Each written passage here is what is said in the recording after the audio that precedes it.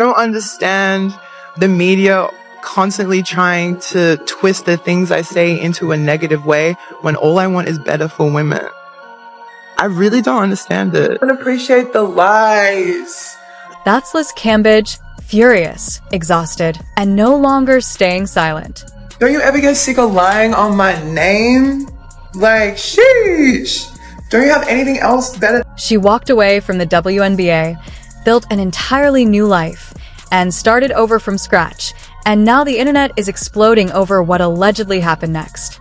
Because according to sources flooding sports forums and gossip threads online, Caitlin Clark reportedly reached out privately behind the scenes, and what she allegedly said to Liz Cambage has completely changed the story people thought they knew. You know, I got to witness it all firsthand. The lies I was told, and I'm so happy I have witnesses to everything I've been through. But here's what almost nobody is connecting. The real reason Liz Cambage left the WNBA may be far darker than what was publicly reported. And the reason she could potentially return is far bigger than anyone expected. This is where the story truly begins. Before diving into the rumor involving Caitlin Clark, and yes, we're getting into every detail, there's something the mainstream sports media has repeatedly failed to explain accurately. Liz Cambage did not retire. She did not suddenly go rogue. She did not flame out simply because she was difficult to manage. According to Liz herself, during an explosive interview with Taylor Rooks for Bleacher Report, she claims she was pushed out deliberately, systematically, and for reasons that had little to do with her behavior on the court, and everything to do with protecting certain people and narratives inside the league. Think back to 2021, the pre-Olympic scrimmage involving Liz Cambage and the Nigerian national team. You already know the headlines. You know the narrative that spread everywhere. Allegations that Liz used racial slurs, claims that she was the aggressor, and arguments that the incident proved she was too toxic for the league. That narrative exploded across sports media, ended her Olympic run, and planted the seeds for what many believe ultimately damaged her WNBA career completely. But when Liz finally got the chance to tell her side of the story, her version sounded very different. Well, this one girl that's been saying that I called them monkeys, N-words, like, that's not, I'll call you a dumb. That's what I say to people when we get into it. I don't really lean towards racially, backed, like, insults. That's not how I go. I'm very pro-black. Leak the tapes. I've never owned the tapes. Leak the tapes. If y'all want to see the truth, leak the tapes. Everyone in Australia's seen the tape. Still lying about what's on these tapes. Leak the tapes. Release the tapes. That's what Liz Cambage has reportedly been demanding from day one. If the evidence exists to support the claims made about her, she's insisted it should be shown publicly, in full, not referenced, not summarized, but actually released for everyone to hear. And the fact that no such footage has ever been made public, despite her repeated public challenges, is something that raises questions for many observers. Because, as the argument goes, people who are genuinely caught on clear evidence don't usually spend years asking for it to be played back for the world. There's also a detail that many people seem to overlook entirely. Revisiting the footage from that game, the situation wasn't one-sided. It was an intense physical contest, the kind of heated environment that high-level competition often produces, with both teams involved in the altercations. Yet only one player's career trajectory appears to have been permanently derailed in the aftermath. And according to this narrative, that moment wasn't the beginning of the story. It was simply when everything became visible. Long before the 2021 pre-Olympic scrimmage incident, Cambage was already, as she has suggested, being gradually pushed out of the system without having the full picture at the time. By 2022, she signed with the Los Angeles Sparks, a move that was widely seen as a potential reset, a chance at a fresh start in Los Angeles, an opportunity to rebuild her reputation and re-establish herself as a franchise cornerstone after the controversy. On paper, the situation looked like a new beginning. I kept LA as the pinnacle of my dream, even though a lot of people warned me about playing for that club, and I got to witness it all firsthand. The lies I was told with GMs and ownership telling me that we're gonna get me a G-Wagon.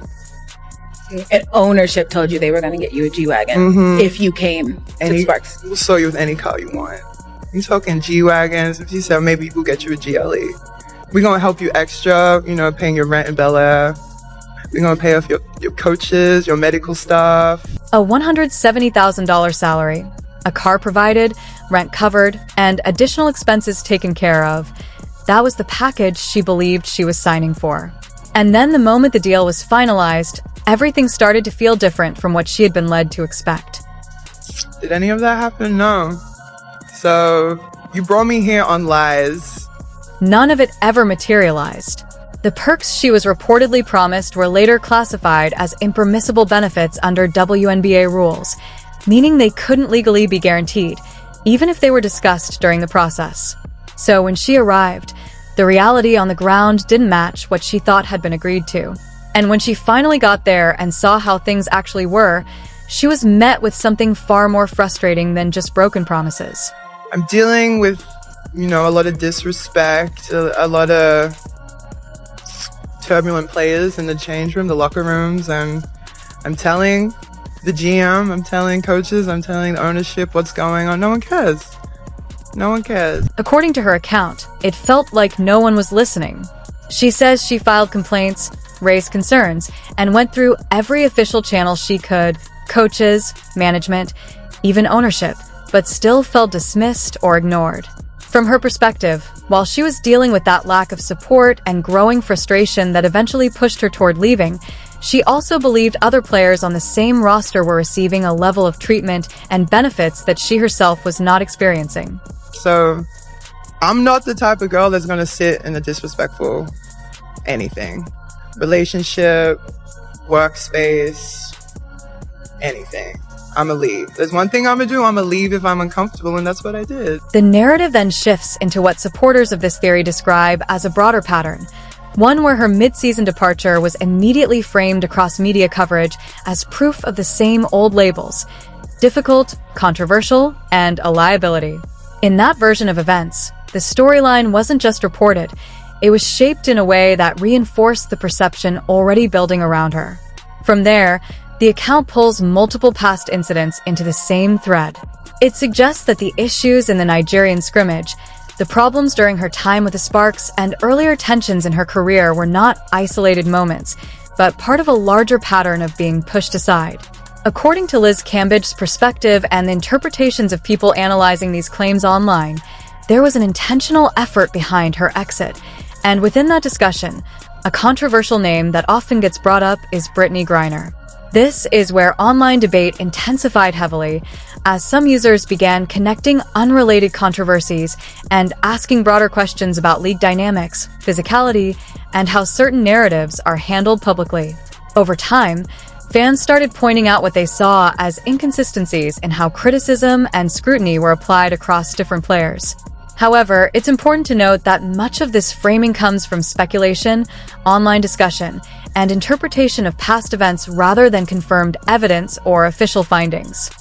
Because the truth looks a lot worse for other organizations involved than using me as a scapegoat. A scapegoat, that's the word she reportedly used.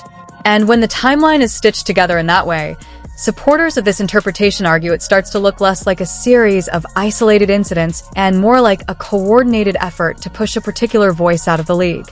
From that perspective, the 2021 controversy, her time with the Sparks, and the way her complaints were handled all get framed as part of a broader pattern rather than separate events. The discussion then expands beyond her case. Some fans point to public comments made by former players like Val Whiting, who has spoken out about fairness in women's sports and raised concerns about how inclusion policies impact biological female athletes competing at the professional level. In this narrative, critics argue that the league has often responded to uncomfortable or divisive debates with silence rather than direct engagement, something supporters interpret as an effort to control messaging and avoid controversy. However, these claims are heavily debated online and are not universally accepted as fact. Many of the comparisons being made involve separate, unrelated incidents, and interpretations of those events vary widely, depending on perspective and source. The internet is now claiming that at a critical turning point in Liz Cambage's career, Caitlin Clark allegedly reached out to her privately, offering encouragement and support, and even suggesting she still had a place in the league's future. According to these unverified rumors, Clark supposedly advocated behind the scenes for Cambage to be reconsidered and given another opportunity in the WNBA, sparking intense online debate, though nothing has been confirmed by either player or the league.